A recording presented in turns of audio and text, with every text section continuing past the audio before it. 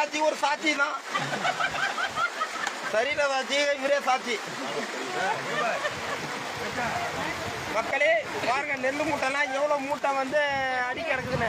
அவங்க என்னத்தை காட்டலான்னு வர்றான், அங்கே வர்றான் தம்பி, இங்கே வர்றான். பாரு, தமிழகத்தின் சாபை கேடு இந்த வீடியோ. தமிழகத்தின் சாபை கேடு இது. தமிழகத்தின் சாபை கேடு. மீடியா ஆட்சிக்கு இவங்களே சாட்சி. அவ்வளோதான்.